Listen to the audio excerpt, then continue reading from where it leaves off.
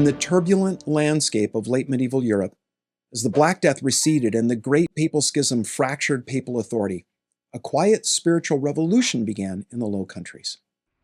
The Brethren of the Common Life emerged in the late 14th century not as a thunderous protest against ecclesiastical corruption, but as a gentle, persistent call to return to the simplicity and devotion of early Christianity.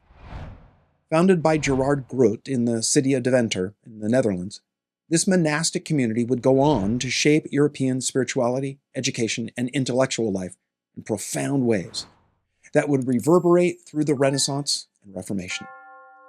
The Brethren came from both ordained clergy and the laity to occupy a unique position in medieval religious life, a third way, if you will, that emphasized personal piety, practical Christianity, and a more democratic way of spreading the faith. The movement that they initiated became one of the most significant religious innovations of the late Middle Ages. Through their schools, manuscript production, and spiritual guidance, the Brethren helped nurture a form of Christian mysticism and practice that was accessible to ordinary believers. Their influence extended to figures like Thomas of Kempis, Nicholas of Cusa, Erasmus, and Martin Luther, forming an essential bridge between medieval religious expression and early modern spiritual developments. The story of the Brethren begins in the 14th century with Gerard Groote, whose personal transformation embodied the spiritual journey that he would later advocate. Born to a wealthy merchant family in Deventer, Groote at first pursued a conventional path to success. Educated at the University of Paris, he acquired multiple church offices that provided income so that he could live comfortably while indulging in worldly pleasures and intellectual pursuits. But a spiritual crisis struck Groote around 1372. In the midst of a serious illness, a caring friend questioned if maybe Groote's lifestyle was its cause. Groote was convicted of a sin and experienced a radical conversion. He resigned his church positions, donated his family home for use as a shelter for the poor, and retreated to a Carthusian monastery in Arnhem for 3 years of prayer and contemplation. Emerging from this seclusion, Groote did not join the monastic order, but instead became a deacon and itinerant preacher.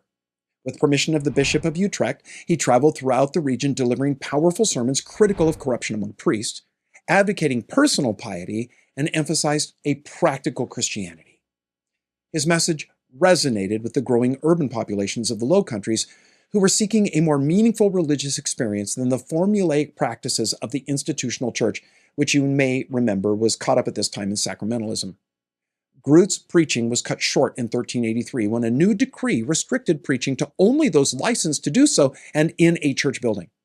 Rather than challenge the edict, he shifted his focus to building communities that would embody his spiritual ideals. Before his death from the plague in 1384, Groote had already gathered followers, particularly among the educated clergy and students in Deventer. The most significant of these disciples was Florens Radewijns, and I'm not at all sure that I'm pronouncing that correctly, so I'm just going to use his first name. Florens was a vicar at the church in Deventer. He'd been deeply moved by Groote's preaching. Under Florens's leadership, a group of like-minded men began living together in a communal house, sharing their possessions and working together. Dedicated themselves to prayer and study at this time. They became the prototype for what would develop into the Brethren of the Common Life. Without Groote's charismatic presence, it fell to Florens to formalize and expand the community's structure. He established the first official house of the Brethren in Deventer in 1380. Additional houses were soon founded in other cities across the Netherlands and in northern Germany. The approach developed by the Brethren became known as the Devotio Moderna, or modern devotion, a term that distinguished their practical, effective spirituality from the more speculative mysticism of earlier medieval traditions. The Devotio Moderna emphasized 5 main points. First was personal piety.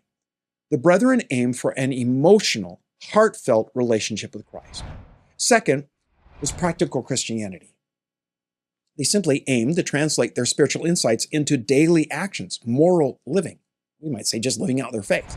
Third were spiritual exercises, which today we might call spiritual disciplines. These were systematic practices of self-examination, meditation, and prayer. A fourth point was accessibility. The Brethren wanted their system to be something that lay people could engage, not just ordained clergy. Finally, the fifth point was an inner transformation. The Brethren's program aimed at reforming individual hearts rather than institutional structures. Unlike more radical movements like the Lollards in England or the Hussites in Bohemia, which were contemporary with the Brethren, and which we'll take a look at soon, the Brethren did not directly challenge Roman doctrine. Instead, they sought to deepen and internalize Orthodox faith while modeling a pure form of Christian community. The Brethren established a distinctive form of religious community that navigated between traditional monasticism and secular life. Members lived in houses, shared possessions, and followed a common schedule of work, prayer, study. Unlike monks, they didn't take formal religious vows, allowing them to remain technically within the category of lay people, a status that provided protection from certain ecclesiastical regulations and scrutiny. Their daily rhythm balanced manual labor, primarily book production, with spiritual exercises, devotions, we might say. Each member had specific responsibilities within the household, from cooking and cleaning to copying manuscripts and teaching. This division of labor reflected both practical necessity and spiritual values. Work was understood as a form of devotion and service to the community. The Brethren maintained a simple lifestyle, avoiding ostentation while not embracing extreme asceticism. Their houses were orderly, clean, but modestly furnished. They wore dark, plain clothing that distinguished them from both elaborate secular fashions and formal religious habits. Their communities included men from various social backgrounds, from former university students to artisans, united by their commitment to the spiritual ideals of the Devotio Moderna. The most influential aspect of the Brethren's work was their commitment to education. Many houses operated schools that provided both basic literacy and advanced instruction for boys, particularly those that showed intellectual promise but lacked financial resources. These schools became known for their high academic standards and practical discipleship. The curriculum combined traditional elements of medieval education, that is, grammar, rhetoric, logic, with an emphasis on fluency in Latin, the language, of course, of theology. Students were exposed to classical and Christian texts. What stood out was the integration of discipleship throughout the educational experience. The students were expected to mature spiritually and morally alongside their intellectual abilities. Teachers in these schools, Brethren themselves, served as mentors. They practiced what historians recognize as an early form of individualized instruction, adapting methods to students' abilities and monitoring their moral as well as their intellectual development. The Brethren schools spread throughout the Low Countries and parts of Germany, creating a network of educational institutions.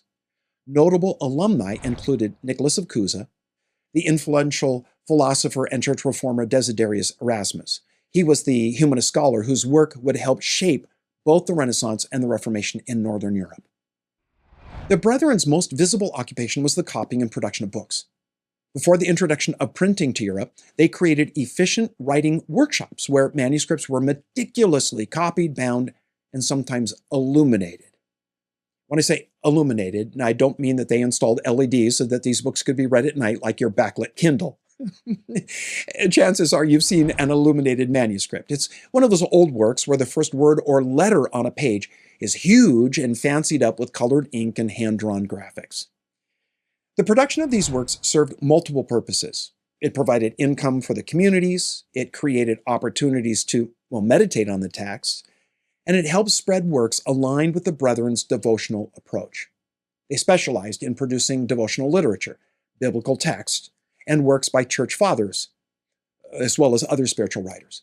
They also composed original essays, instruction manuals, and collections of sermons.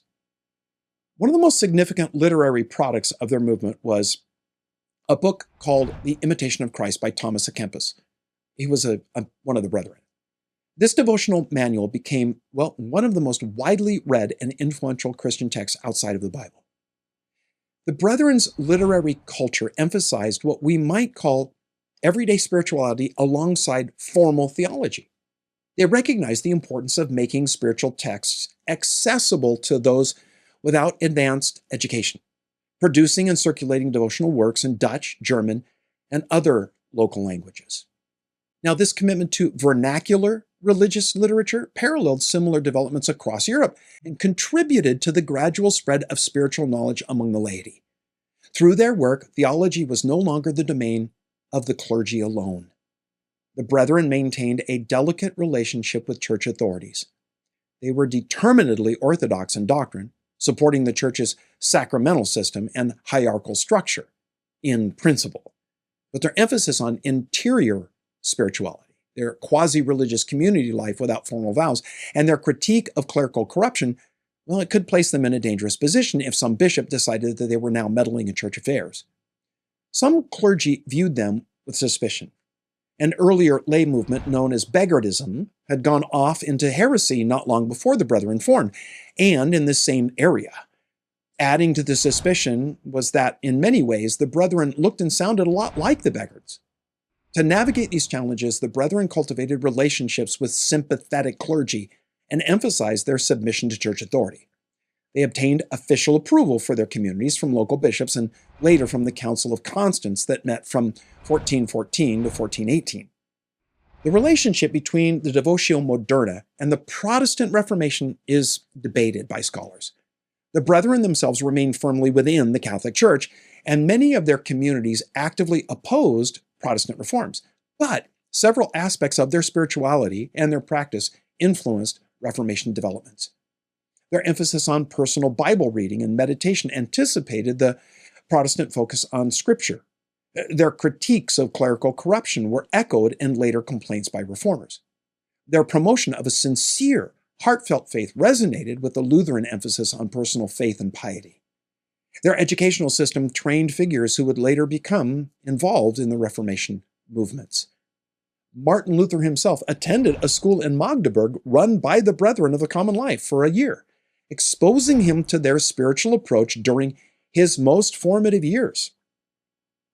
Maybe the most significant bridge between the Brethren and the emerging intellectual developments of the Renaissance and Reformation was Desiderius Erasmus, who studied at the Brethren school in Deventer. Though Erasmus later distanced himself from what he considered the movement's excessive piety, the imprint of the Brethren's discipleship remains clear in his work. Through Erasmus and others, elements of the Devotio Moderna's approach were integrated into Northern Renaissance humanism, creating a distinctive blend of classical learning and practical Christianity that differed from the more secular aspects of the Italian Renaissance. The 16th century brought significant challenges to the Brethren's communities. The Protestant Reformation divided Northern Europe religiously, forcing houses to position themselves within an increasingly polarized setting. Many communities in regions that became Protestant were secularized or transformed into Protestant institutions. Those in Catholic areas often merged with traditional religious orders or declined due to changing religious sensibilities and educational practices. The Council of Trent's reforms, which sought to regularize religious life within the Catholic Church, created additional pressure on semi-monastic communities like the Brethren. They were expected to either adopt formal religious rules or to disband. By the end of the 16th century, few houses of the original Brethren remained, though their educational institutions often continued under different names. The movement's decline in institutional form didn't erase its influence. Key elements of the Devotio Moderna were absorbed into both Catholic and Protestant traditions. Their educational methods influenced school systems across confessional